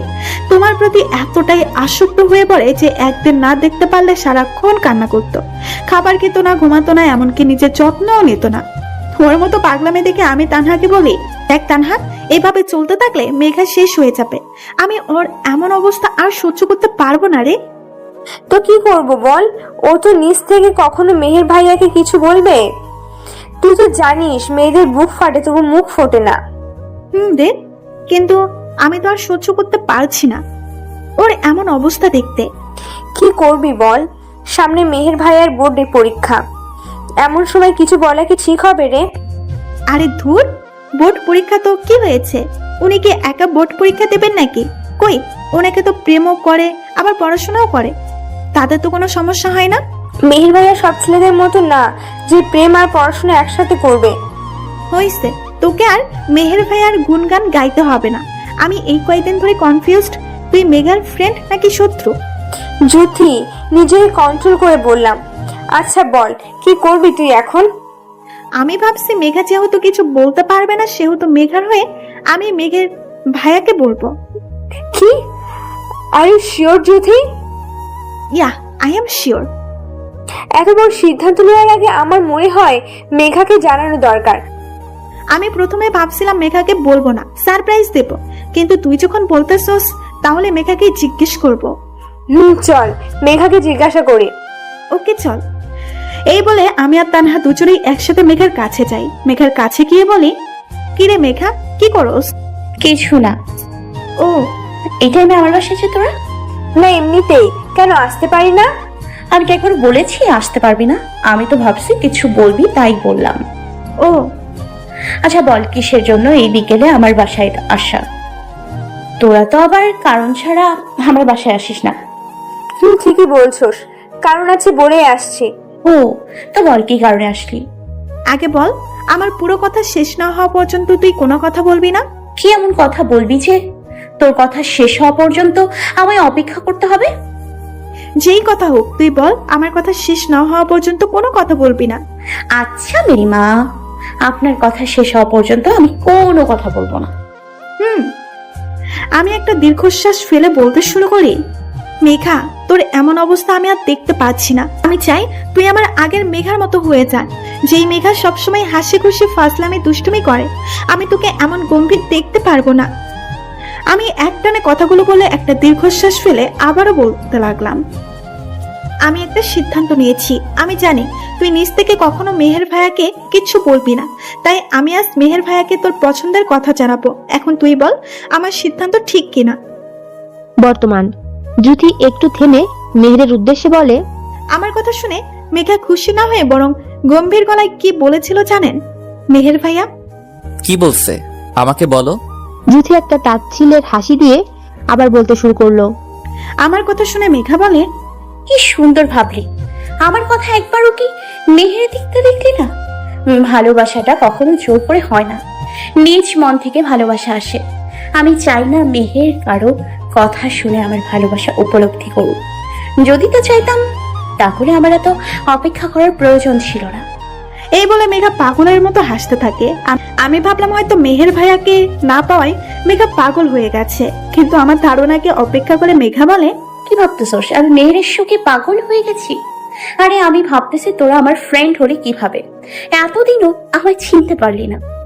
এই বলে মেঘা আবারও হাসতে থাকে। আমি মেঘার এমন আচরণ দেখে ওর দিকে ব্যাককেলের মতো তাকিয়ে থাকি। আমাকে মেঘার দিকে তাকিয়ে থাকতে দেখে মেঘা অনেক কষ্টে হাসি থামিয়ে বলল, কি হচ্ছে কিচ্ছু মাথায় ঢুকছে না তোর, তাই তো? তুই ভাবতেছস আমি মেহেরকে পাবো। তোর এমন সিদ্ধান্ত দেখে তোকে জড়িয়ে ধরবো, অনেকগুলো পাপ্পি দিব, থ্যাঙ্কস বলবো, আর তুই আমার উত্তরে বলবি ফ্রেন্ডের জন্য এটুকু করতেই পারবো। ফ্রেন্ডের জন্য এটুকু করতে পারবো না তো ফ্রেন্ড হলাম কিসের জন্য? আরে এইসব ভেবে থাকলে তোর চিন্তা ভাবনা পুরোটাই ভুল। এরপর যা বলে তাতে আমার চোখ কপালে উঠে যায়। মেঘা বলল, তোরা কি ভাবছস আমি ওকে পছন্দ করি? এই কথা বলবি আর ও নাচতে নাচতে আমাকে প্রপোজ করতে আসবে? আমার বাবার এত টাকা আর আমার মতো সুন্দরী মেয়ে দেখলেই প্রেমে পড়ে যাবে? আরে ও এমন ছেলে না, ও কারো বাবার টাকা আর সুন্দরী মেয়ের প্রতি আকৃষ্ট হয় না। মেঘা একটু থেমে আবার বলল, আমার থেকে 1000 গুণ সুন্দরী মেয়েও যদি ওকে প্রপোজ করে তাহলে ও হাসতে হাসতে রিজেক্ট করে দেবে। কেন রিজেক্ট করে দেবে জানিস? আমি কাকে কি বলতেছি তোরা কেমনে জানবি? জানলে আজকে আমাকে এই কথা বলতে পারতি না। যেখানে এত সুন্দরী টাকাওয়ালা মেয়েকে রিজেক্ট করে দেয় যাতে ওর পড়ায় কোনো ক্ষতি না হয়, সেখানে আমি কি? ও কি মনে করে জানিস? যে মেয়ে প্রেমের প্রস্তাব দেয় সে মেয়ে কখনোই ভালো তো হবেই না, উল্টো তার পড়াশুনো শেষ হবে। তো এখনো বল, মেহেরকে গিয়ে বলবি আমি তাকে পছন্দ করি। আমি আর তানহা কি বলবো কিছুই বুঝতে পারছি না। দুইজনেই যেন তখন পাথরের মূর্তি হয়ে গেছিলাম। আমি মুখ দিয়ে কিছু বলবো তার আগেই মেঘা বলে ওঠে, তোরা আমাকে কখনো বুঝিসনি। এখন যদি উনি জানে আমি ওনাকে ভালোবাসি, তাহলে অন্য মেয়েদের মতো আমিও ওনার কাছে খারাপ হয়ে যাব। থাক না কিছু ভালোবাসা একতরফা, এতে তো কারোর কোনো ক্ষতি নেই। অযথা ভালোবাসি কথা বলে খারাপ হওয়ার কি দরকার? আজ আমি যেন স্ট্যাচু হয়ে গেছি, আমার মুখ দিয়ে কোনো কথা বের হচ্ছে না। আমি আসলে একতরফা ভেবে গেছি, সত্যি যদি মেহের ভাইয়া না মানতো তাহলে তো মেঘা সহ্য করতে পারতো না। আমি তখন আর কিছুই ভাবতে পারছিলাম না, নিজেকে খুব বড় অপরাধী মনে হচ্ছিল। আমি আর কিছু ভাবতে পারি না। আমার ভাবনায় সেট পড়ে তানহার কথায়। তানহা বলে ওঠে, তুই আমার একটু বেশি ভাবতেছোস না? যদি এর উল্টো হয় তখন? সবসময় যে খারাপ হয় তা কিন্তু না।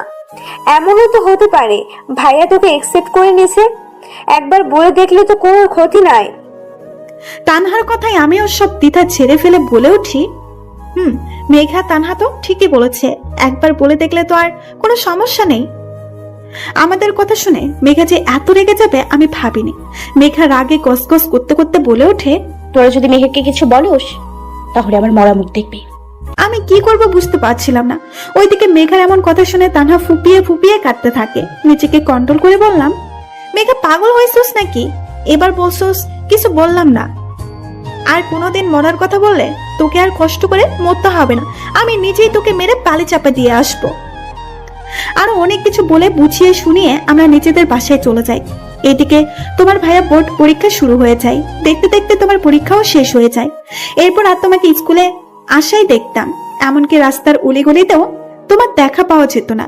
তোমাকে না দেখতে পেয়ে মেঘা প্রচুর ভেঙে পড়ে, ঠিক মতো খাওয়া দাওয়া করে না, নিজের যত্ন নেয় না, স্কুলেও আসতো। এমনকি আমাদের সাথে 15 দিন কোনো কথা বলে নাই, সারাক্ষণ ঘরে দরজা বন্ধ করে ফুপিয়ে ফুপিয়ে কান্না করতো। তোমার এভাবে চলে যাওয়া ও কিছুতেই মানতো না। একদিন আমি আর তানহা ডিসিশন নেই, যেভাবেই হোক মেঘার সাথে কথা বলবো, দরকার হলে সারা দিন রাত অপেক্ষা করব, তবুও কথা বলে ছাড়বো। যেই কথা সেই কাজ। আমরা সকালে মেঘার বাসায় যাই, অনেকক্ষণ ওর দরজায় টোকা দেয় কিন্তু খুলে না। তাই আন্টিকে বাধ্য হয়ে জিজ্ঞেস করতে আমরা আন্টির কাছে গিয়ে জিজ্ঞেস করি, আন্টি মেঘা এখনো ওঠে নাই? আগে তো ভোরে ঘুম থেকে উঠতো, তাহলে আর একটু লেট যে? আন্টি আমাদের কথায় কান্না করতে করতে অস্পষ্ট গলায় বলে, জানি না মেয়েটার কি হয়েছে, ঠিক মতো খায় না, নিজের যত্ন নেয় না, স্কুলে যায় না, কথা বলে না। আমার মেয়েটা কেমন জানি চুপ হয়ে গেছে। আমি আমার মেয়ের এমন অবস্থা সহ্য করতে পারছি না। তোমরা আমার মেয়েকে আগের মতো করে দাও। আন্টির কথা শুনে আমরাও আন্টির সাথে কান্না করে দিই। আমাদের কান্না করতে দেখে আন্টি আরো জোরে জোরে চিৎকার দিয়ে কান্না করতে থাকেন। আন্টিকে এমন করে কান্না করতে দেখে আমি নিজেকে কন্ট্রোল করে আন্টিকে বললাম, আন্টি আপনি এইভাবে ভেঙে পড়বেন না, এখন তো আমরা আসছি, দেখবেন সব ঠিক হয়ে যাবে, মেঘাও ঠিক আগের মতো হয়ে যাবে। তোমার কথা যাতে সত্যি হয়। দেখছো তোমরা কখন আমার বাসায় আসছো, আমি এখনো কিছু খেতে দিলাম না। আরে আন্টি এত ব্যস্ত হতে হবে না, আমরা খেয়ে আসছি। তুই বাসা থেকে খেয়ে আসছোস, ভালোই হয়েছে, তোর ভাগেরটা আমি খেতে পারবো। খা, শুধু আমার ভাগেরটা না, পুরো রান্নাঘরের সব খাবার খেয়ে ফেল, রাক্ষসী। তুই এটা কি বলি? আমি কি আর ইচ্ছে করে খাবো বলছে নাকি? আন্টি বলছে তাই রাজি হয়েছি। তুই তো জানিস আমি আবার বড়দের কথা ফেলতে পারি না। আন্টি আপনি বলেন আমি ঠিক বলছি না? একদম ঠিক বলছো, এটা তো তোমারই বাসা, যা ইচ্ছে করবে আমাকে বলবে। আমার প্রতি আন্টির এত কেয়ারিং দেখে তানহা লুচের মতো ফুলছে। আমি তাদেরকে মুসকে মুসকে হাসছি। খাওয়া দাওয়া শেষ করে আন্টির সাথে গল্প করতে লাগলাম। হঠাৎ মেঘার দরজা খুলে। মেঘাকে দেখে আমার চোখ কপালে উঠে গেছে। এই কয়দিনে মেয়েটা শুকিয়ে কাঠ হয়ে গেছে, চোখের নিচে কালি পড়ে গেছে।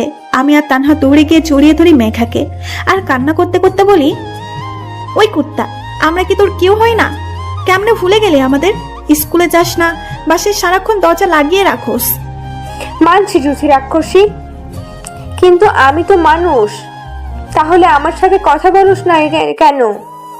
আমাদের কথায় মেঘা চোখ থেকে 2 ফোঁটা জল গড়িয়ে পড়ে। মেঘা লো ভয়েসে বলে, আমি তোদের মতো হারামি ফ্রেন্ডদের কিভাবে ভুলি? আসলে শরীরটা ভালো ছিল না, তাই স্কুলে যাওয়া হয় নাই। আচ্ছা রুমে চল, রুমে গিয়ে কথা বলবো। এই বলে আমরা তিনজন রুমে ঢুকি। রুমে ঢুকে দেখি রুমের অবস্থা নাজেহাল। রুমের সব জিনিসপত্র এদিক সেদিক পড়ে আছে, কাঁচের জিনিস ভেঙে একাকার হয়ে গেছে। রুমের এই অবস্থা দেখে তানহা জিজ্ঞাসা করে, রুমে এসব কি দেখছি? আরে তেমন কিছুই না, নিজের কষ্ট ওদের উপর ছাড়ছি। মানে কি? তুই কি মেহের ভাইয়াকে মিস করতেছস? মেহেরের কথা শুনে মেঘা নিজের কান্না আর ধরে রাখতে পারে না, ফুপিয়ে ফুপিয়ে কাঁদতে থাকে। মেঘাকে এইভাবে কাঁদতে দেখে ওকে শান্ত করার জন্য বলি, মেঘা প্লিজ কান্না করিস না, দেখিস মেহের ভাইয়া একদিন ঠিক ফিরে আসবে। ও কখনো ফিরে আসবে না রে, আমার ভালোবাসায় ব্যর্থ রে। আমি বোধহয় ওকে কখনো নিজের করে পাবো না। কে বলেছে তোর ভালোবাসা ব্যর্থ? দেখবি মেহের ভাইয়া একদিন তোর ভালোবাসা বুঝবে। আর মেহের ভাইয়াকে নিজের করে পেতে চাইলে আমার কথা শুনে চলতে হবে, না হলে মেহের ভাইয়াকে সারা জীবনের জন্য হারিয়ে ফেলবি। মেহের ভাইয়াকে হারানোর কথা শুনে মেঘা বলে ওঠে, না না, আমি মেহেরকে কখনো হারাতে পারবো না। তুই বল আমায় কি করতে হবে। এই তো গুড গার্ল, তুই তো জানিস যে মেহের ভাইয়া কেমন মেয়ে পছন্দ করে, সো মেহের ভাইয়ার পছন্দের মেয়ে হিসেবে তোকে গড়ে তুলতে হবে। কিন্তু ও আমাকে তাহলে ভালোবাসবে? মেহের ভাইয়া ভালোবাসবে না তো ওনার বাপ ভালোবাসবে। ওই কি বলস? মেয়ের ভাইয়ার বাপ কেন ভালোবাসতে যাবে? আরে ডায়লগটা একটু ফুল বলে ফেলেছি রে। তুই তো খালি ভুলে ডায়লগ মারবি। এমন অবস্থায় তো তোর ফান না করলেও হয় না। সরি প্লিজ মেরে মা, আপনার এই অবুঝ মেয়েকে ক্ষমা করে দেন। তবে রে, এই বলে আমার দিকে তেড়ে আসে। আমি তোর মা লাগি, তাই না? আমাদের এমন কাণ্ড দেখে মেঘা ফিক করে হেসে দেয়। আমরাও মেঘাকে হাসতে দেখে একটা তৃপ্তির হাসি দেই। মেঘা আমাদের কাণ্ড দেখে হাসতে হাসতে বলে, আরে কি শুরু করলি তোরা? থাম থাম, আজকে পেট ফেটে যাবে হাসতে হাসতে। আমি মেঘার দিকে তাকিয়ে বলি, যাক মহারানের মুখে তাহলে হাসি ফুটলো। আমি বাবা হাঁপিয়ে গেছি। তাহলে এতক্ষণ সব নাটক ছিল বুঝি? তোদের নাটক করা দেখাচ্ছি দাঁড়া। এই বলে মেঘা আমার দিকে তেড়ে আসতে থাকে। মেঘাকে তেড়ে আসতে দেখে আমি বলে উঠি, ওই মেঘা প্লিজ প্লিজ আমার দিকে আর এগোস না, ভয়ে আমার প্রাণ আত্মা পেরিয়ে আসছে রে। আমি আজকে অন্তত আগের মতো ধোলাই দিছি না। হে আল্লাহ, তুমি আমায় রহম করো। আমি ভয়ে ভয়ে মেঘার মুখের দিকে তাকিয়ে দেখি মুখটা ফ্যাকাশে হয়ে গেছে, যেন রাজ্যের সব মেঘ এসে ওর মুখে ধরা দিয়েছে। আমি অবাক হয়ে জিজ্ঞেস করি, ওই মুখটা আমার বাংলার পাস্তার মতো করে রাখছোস কেন? না তেমন কিছুই না রে, আসলে স্কুলের কথা খুব মনে পড়ছে রে। আমি ওকে কাঁদতে দেখে দৌড়ে ওর কাছে যাই আর বলি, মেঘা প্লিজ এইবার ভেঙে পড়িস না। তুই এভাবে ভেঙে বললে মেহের ভাইয়াকে পাওয়ার আশা ছেড়ে দে। আমি মেঘার চোখের পানি মুছে দিয়ে একটা দীর্ঘশ্বাস ফেলে আবার বলতে লাগলাম, তুই কি ভাবিস ভাইয়া তোকে দেখলেই প্রেমে পড়ে যাবে? আগে নিজেকে একটু দেখ কি অবস্থা করছোস চেহারা। এই বলে আমি মেঘাকে আয়নার সামনে দাঁড় করালাম। মেঘা আয়নায় নিজেকে দেখে মনে মনে বিড়বিড় করতে থাকে, আসলেই তো কি অবস্থা হয়েছে চেহারার। এই চেহারায় মেহের তো দূরের কথা একটা কুকুরও পিছু নেবে না। হয়তো বলবি চেহারা দেখে ভালোবাসা হয় না, যদিও মেহের ভাইয়া চেহারা না আদর্শকে পছন্দ করেন।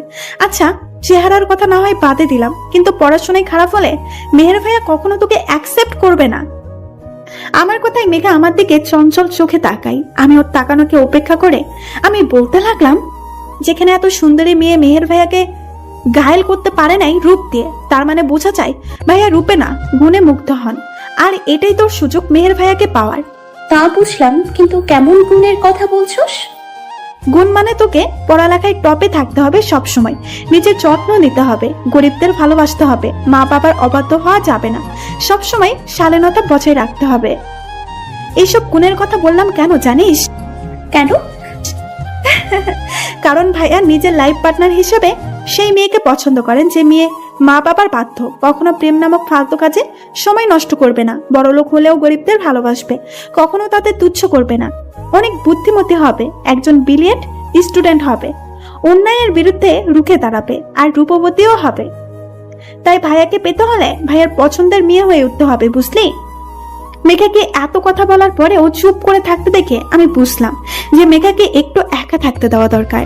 আমি তানহাকে উদ্দেশ্য করে বলি, তানহা এখন এখান থেকে চল, মেঘাকে একটু ভাবার সময় দেওয়া উচিত।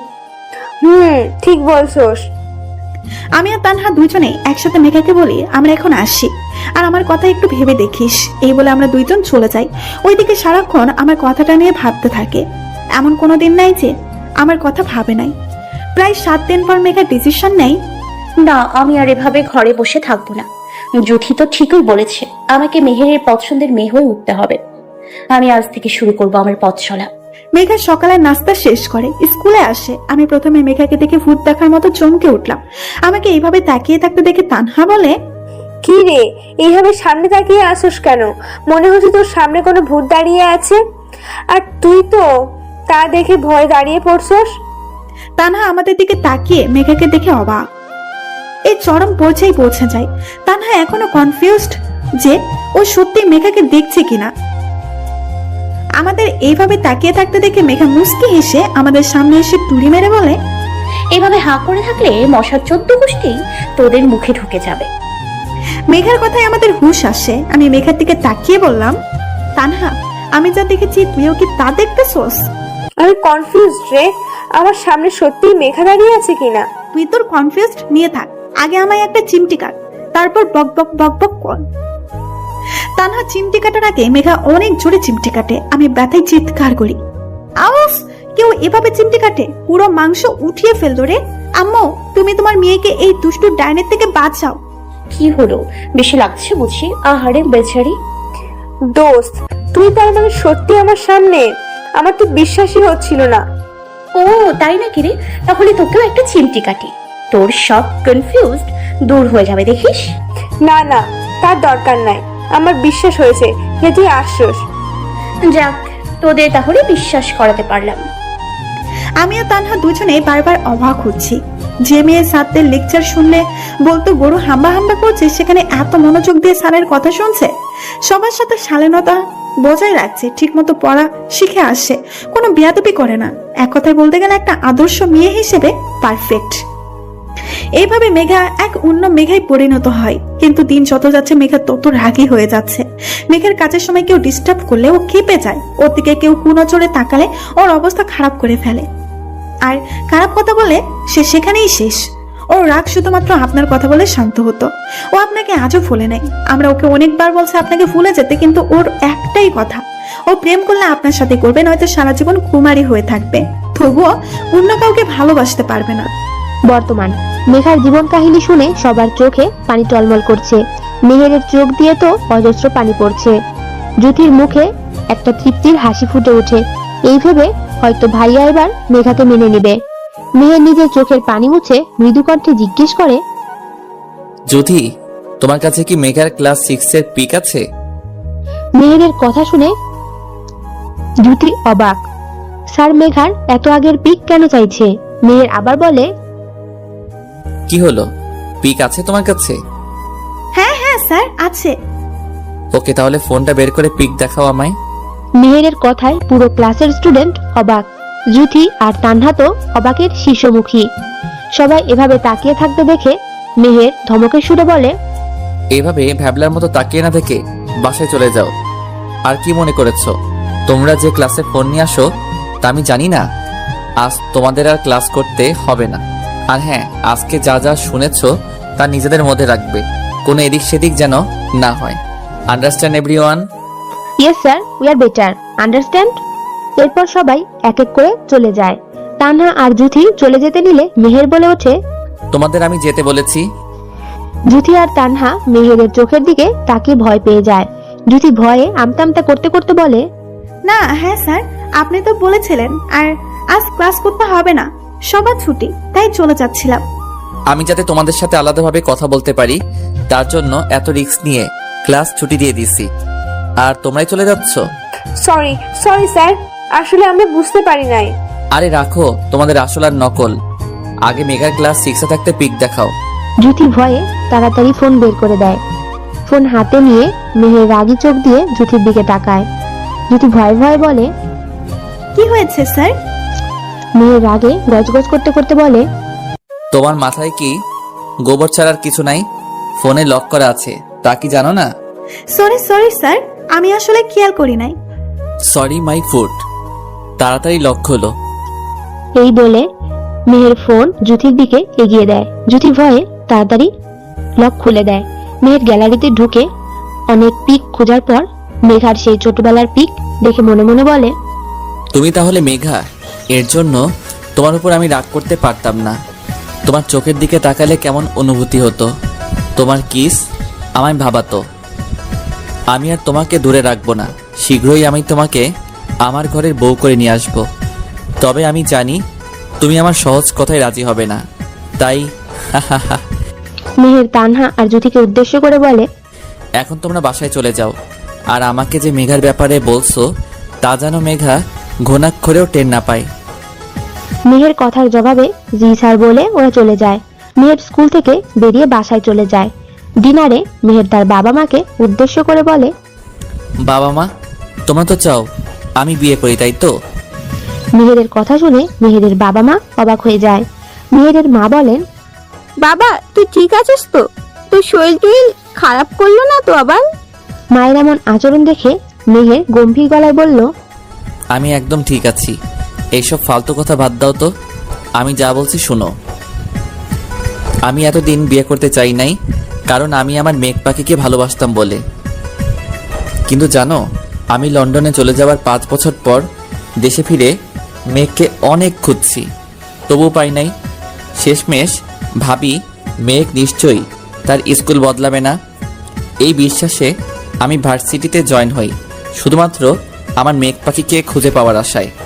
আজ আমি আমার মেঘ পাখিকে খুঁজে পেয়েছি, আর আমি ওকে অনেক ভালোবাসি, তাই এই সপ্তাহে ওকে বিয়ে করতে চাই।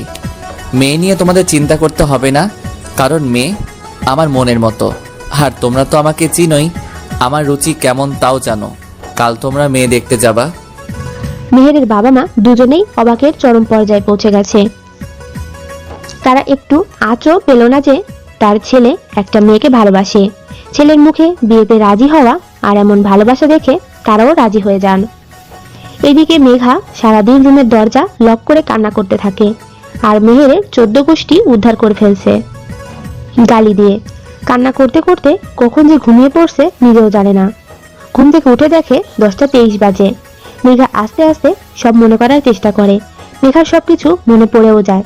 মেঘা বলে, শালা খবিশ, কুত্তা, বিলাই, হনুমান, কচ্ছপ, হারামি, তোকে আমি সামনে পেলে আলুর ভর্তা বানিয়ে কুকুরকে খাওয়াতাম। তোর জন্য আমার এখন খিদায় পেট ছুঁছুঁ করতেছে। আমি বাবা সহ্য করতে পারবো না ক্ষুধার জ্বালা। যাই ফ্রেশ হয়ে গিয়ে দেখি কি রান্না করছে। এই বলে মেঘা তোয়ালে নিয়ে ওয়াশরুমে চলে যায়। অন্যদিকে মেঘের নিজের পার্সোনাল নাম্বার থেকে মেঘাকে ফোন করে। মেঘা ওয়াশরুম থেকে বেরিয়ে দেখে ফোন বাজছে। মেঘার কারোর সাথে কথা বলার এখন ইচ্ছে নাই, তাই ফোন রিসিভ করে না। এই বলে মেঘা রুম থেকে বের হয়ে যায় খাবার খেতে। প্রায় 10 কল দেওয়ার পরও কল রিসিভ না করায় মেহের মেসেজ লিখে সেন্ড করে যে, এবার কল রিসিভ না করলে আমি তোমার বাসায় আসতে বাধ্য হব। তবুও কোনো রেসপন্স না পেয়ে মেহের কপট রাগ নিয়ে গাড়ি ড্রাইভ করে মেঘার বাসায় যাওয়ার উদ্দেশ্যে।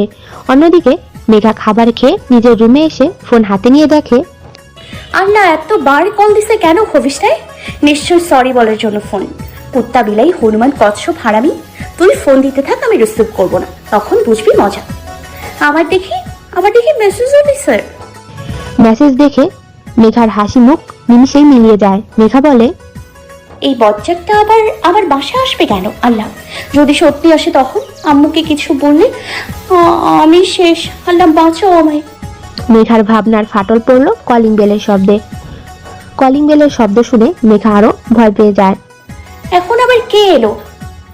হোসেন না তো? আল্লাহ, তুমি আমায় রহম করো এই হোসেনের থেকে। ভয় রুম থেকে বের হয় না। অন্যদিকে পারভিনা বেগম দরজা খুলে জিজ্ঞেস করে, তোমাকে তো বাবা চিনলাম না, কে তুমি? আন্টি, থুক্কু, আম্মু, ইয়ে মানে আমি আপনার হবু জামাই। পারভিনা বেগম অবাক হয়ে জিজ্ঞেস করেন, মানে? আম্মু তুমি খুব পচা, কেউ তার হবু জামাইকে বাহিরে দাঁড় করিয়ে রাখে, ভিতরে যেতে দিবা না?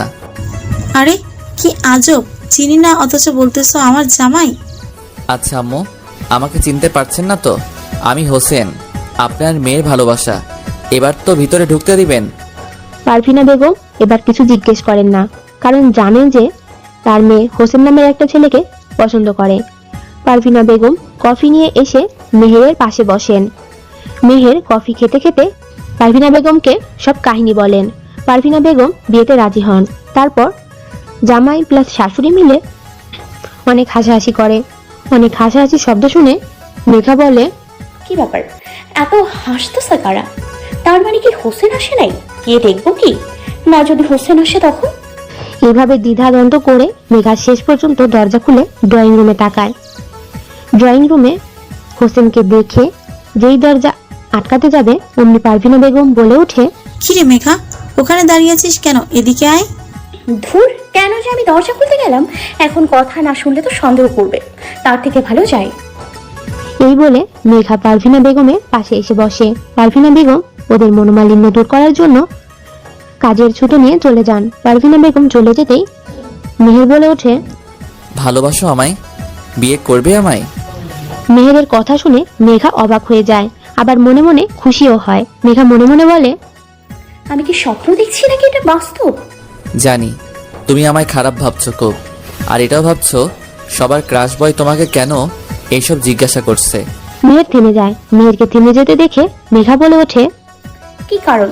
মেঘার জানার কৌতূহল দেখে মেহের মুচকি হেসে বলল, কারণ এই যে আমি তোমাকে তোমার প্রেমে পড়ার 1 মাস 13 দিন 7 ঘন্টা 23 মিনিট আগে থেকে আমি ভালোবাসি। অতীত একদিন তুমি একটা ছেলের হাত মুচকিয়ে দিয়েছো তোমার হাত ধরার কারণে। তুমি ওকে লাঠি দিয়ে প্রচুর পিটাও আর বলতে থাকো, তুই জানোস আমি তোকে পছন্দ করি না, তবুও তুই আমার পেছনে ঘোরস। অনেকবার ওয়ার্নিং করেছি, মানুষ নাই। আমি কোনো ঝামেলা করতে চাই না দেখে তোকে এতদিন সহ্য করেছি, কিন্তু তুই আজ সীমা লঙ্ঘন করে ফেলছোস। তুই দেখছোস আমি তোর প্রপোজ অ্যাকসেপ্ট করি নাই, কারণ তোকে একবারও ছেড়ে দিয়েছিলাম, কিন্তু তোকে আমার ছাড়া উচিত হয়নি। তোর সাহস খুব বেড়েছে, তুই আমার হাত টাচ করছোস। ছেলেটার এমন বেহাল অবস্থা দেখে একটি মেয়ে এসে বলে, মেঘু চল, এখন ছেলেটাকে পরে দেখে নেব, ক্লাসের সময় হয়ে গেছে। যা মার দিছি অন্তত আর পেছনে লাগবে না, আবার আসলে আর বাঁচবে না। এই বলে তুমি চলে যাও। আমি তোমার সেই রাগী চেহারার প্রেমে পড়েছিলাম। তোমার অন্যায়ের বিরুদ্ধে রুখে দাঁড়ানোর দৃশ্য আমাকে ক্ষত বিক্ষত করেছে। আমি তখনও বুঝি নাই আমি তোমাকে ভালোবাসি। যখন আমি এসএসসি পরীক্ষায় A+ পাই, বাবা মা আমাকে লন্ডনে পাঠায়। ওখানে যাওয়ার পর তোমার প্রতি আমার ভালোবাসাটা বুঝি। তারপর থেকে প্রতিদিন তোমার কথা ভাবি। এইভাবে 5 বছর কেটে যায়। দেশে এসেও তোমাকে আমি প্রচুর খুঁজেছি। জানো, তোমাকে আমি যখন প্রথম দেখি তখন আমার মেঘ পাখির কথা মনে পড়ে যায়। ও ঠিক এভাবে গালি দিত। তারপর আবার তুমি যখন ফুচকাওয়ালার টাকা ছেলেগুলোর কাছ থেকে নিয়ে দিলে, তোমার সব স্বভাব চরিত্র আমার মেঘ পাখির সাথে মিলে যেত। এমনকি তুমি রাগলে তোমার চোখে যে অনুভূতি ছিল তা আমার মেঘ পাখির মাঝেও ছিল। আমি তো মাঝে মাঝে ভাবতাম তুমি আমার মেঘ পাখি নও তো।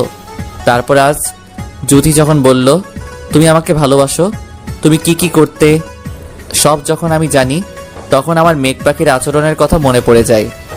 আমার মাথায় একটা কথা আসে, তোমার ছোটবেলার পিক দেখলে আমার সব কনফিউজ দূর হয়ে যাবে।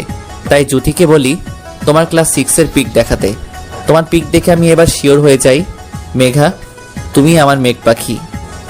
মেঘা, আজকের কাজকর্মের জন্য আমি লজ্জিত। আমাকে কি ক্ষমা করা যায় না? আমায় ক্ষমা করে দিয়ে তুমি মেঘা থেকে আমার মেঘ পাখি হবে, আমায় বিয়ে করবে, আমাকে তোমার হাত ধরার অধিকার দিবে। আমি কথা দিচ্ছি, আমি মরে যাওয়ার আগ পর্যন্ত তোমার গায়ে একটা আঁচও আসতে দিব না।